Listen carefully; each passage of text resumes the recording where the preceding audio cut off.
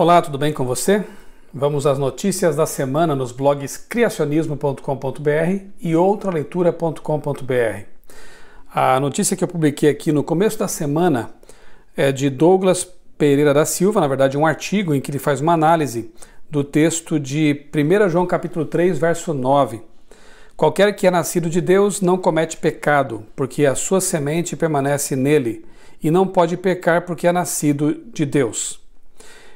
Ele analisa aqui esse texto em contraposição a outros textos, comparando com outros textos, por exemplo, do mesmo João que diz: se dissermos que não temos pecado, enganamo-nos a nós mesmos e não há verdade em nós.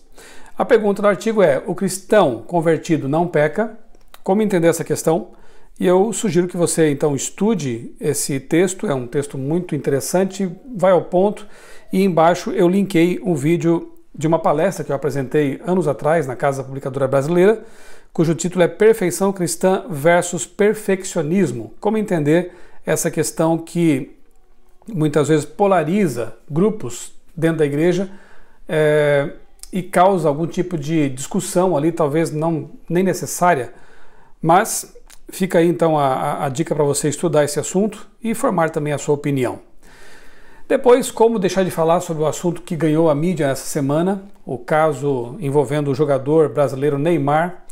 Neymar, a moça e o estupro da moral. Eu publiquei aqui um pequeno artigo, fiz também um vídeo no meu canal, você pode ver aqui no canal o vídeo mais estendido, em que eu aproveito para fazer uma reflexão sobre a moralidade cristã, sobre a importância do casamento, da fidelidade, enfim, coisas que, se não faltassem a esses dois que protagonizaram esse escândalo mundial, não aconteceria isso, né? Se houvesse realmente fidelidade e valorização do cristianismo autêntico, não apenas aquele baseado em faixas na testa ou numa camiseta com uma frase de efeito, mas o cristianismo verdadeiro, aquele que baliza o nosso comportamento e a nossa moral.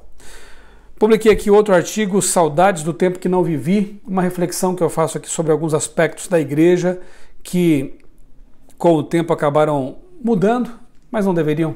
Por exemplo, tempo para a Bíblia e leitura dos livros do Espírito e Profecia, temperança cristã, modéstia cristã, espírito missionário, reverência, observância do sábado e o altar da família, que é o culto familiar. Infelizmente são coisas que com o tempo parece que estão sendo perdidas ou não tão valorizadas e precisamos, sem dúvida, resgatar essas coisas para que tenhamos uma religião mais vibrante e mais de acordo com a vontade de Deus.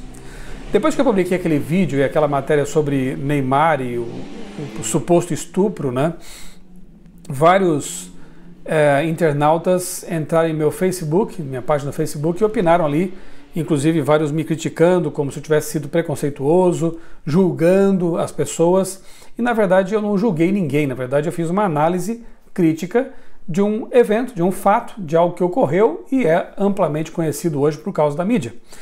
Pouco tempo depois, acho que na mesma tarde, na verdade, daquele dia, a mãe do Neymar, ela publicou lá no Instagram do jogador um apelo, na verdade, e ela apela para que o filho volte para Jesus, deixe de fazer essas coisas que o estão afastando de Deus. Então, não precisei falar mais nada, a mãe do Neymar mesmo, ela sim que pode julgá-lo, então, já que ela conhece tão bem, ela pede que o filho volte para Jesus e tenha uma vida diferente.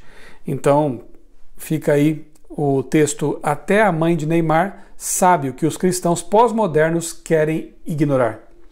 Ignorar que ele precisa sim se voltar para Deus, precisa sim abraçar os valores que pelo visto ele aprendeu com a mãe na infância e abandonar práticas que são claramente condenadas na Bíblia. Então não podemos relativizar essas coisas e deixar de chamar o pecado pelo nome. E chamar o pecado pelo nome não é chamar o nome do pecador nem condená-lo. Isso realmente é só Deus que sabe. Mas o pecado é pecado e ele precisa ser apontado e nós precisamos extrair lições a respeito disso com os acertos e os erros das pessoas. Outro texto que eu publiquei, o mínimo que você precisa saber sobre ciência e intuição. Esse foi publicado no blog criacionismo.com.br, eu linkei aqui no Outra Leitura, um texto produzido pelo meu amigo astrofísico Eduardo Lutz, em que ele analisa uma frase dita por Olavo de Carvalho esta semana em suas redes sociais, em que ele fala que Mais pessoas acreditam em Einstein do que em seus próprios olhos. Será que nossos olhos, nossos sentidos são mais confiáveis do que a ciência matemática? Será que podemos realmente confiar em nossa intuição tanto assim quando o assunto é pesquisa científica? Leia esse artigo muito bom do Lutz, essa análise aqui com respeito ao que realmente é ciência, né? na sua real acepção. O que é pesquisa científica e até que ponto realmente podemos confiar em nossos sentidos na obtenção e análise de dados. Tenho um nó no estômago quando ouço que a Terra é plana. Sabe quem disse isso? Marcos Pontes, nosso ministro da Ciência, Tecnologia, Inovações e Comunicações e o primeiro astronauta brasileiro. Ele faz aqui um comentário breve, né, numa entrevista que ele concedeu à Band News, a respeito do terraplanismo. E ele que esteve lá no espaço, que viu a Terra de fora, diz isso: eu tenho um nó no estômago quando ouço que a Terra é plana. Eu faço aqui novamente um comentário na nota logo abaixo da notícia a respeito desse assunto aí. Relembro que Coreia do Norte, por exemplo, lançou um míssil até a atmosfera superior, de lá tirou fotos da Terra em que aparece a curvatura. Relembro aqui que a Roscosmos, né, a NASA da Rússia, já lançou foguetes ao espaço. A China mandou uma sonda em janeiro lá para a Lua e tirou fotos do lado escuro da Lua. Quer dizer, estão todas então mancomunadas numa grande missão de enganar a humanidade para que as pessoas pensem que a Terra é redonda. Não tem sentido isso, né? E por isso esse mal-estar que realmente o Marcos Pontes tem cada vez que ele lê a respeito dessa ideia mirabolante da Terra plana. Eu linkei aqui o texto Não Existe Pôr do Sol na Terra Plana, que eu já publiquei faz alguns dias. Espero que você possa ler também isso. E a palestra que eu dei, cujo título é Terraplanismo, Ficção ou Realidade? Uma palestra de 1 hora a respeito desse assunto. E é importante que as pessoas realmente conheçam fatos a respeito disso, se posicionem e abracem aquilo que realmente faz sentido, que obedece ao bom senso, que está de acordo com a ciência, a Bíblia e os livros de Ellen White. Seguindo aqui a promessa que eu fiz de publicar uma série de textos sobre a questão da Trindade, Respostas a um Antitrinitariano, parte 3 de 4, do pastor Eleazar Domini, um grande estudioso desse assunto, conhecedor das línguas bíblicas. Nós já publicamos aqui uma análise bastante aprofundada da natureza, da eternidade e divindade de Jesus Cristo, e agora nesse terceiro texto da série de 4, publicamos aqui um estudo sobre a divindade e personalidade do Espírito Santo. Será que o Espírito Santo é uma pessoa? Será que ele realmente é Deus? Não seria ele Jesus ou o Pai? Um texto muito bom, com base em passagens da Bíblia e também em textos de Ellen White, aqui com, inclusive, fotos dos manuscritos, demonstrando que ela também, alinhada com a Bíblia, defendeu, obviamente, a existência de uma trindade, de um trio celestial, e que o Espírito Santo realmente é a terceira pessoa desse trio.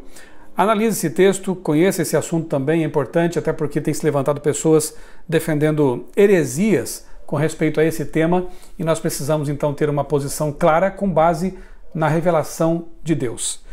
E publiquei hoje mais um estudo aqui do pastor Natal, falando sobre família, momentos difíceis, um material que serve de apoio para os professores e estudantes da lição da Escola Sabatina, que neste trimestre tem tratado do tema importantíssimo da família.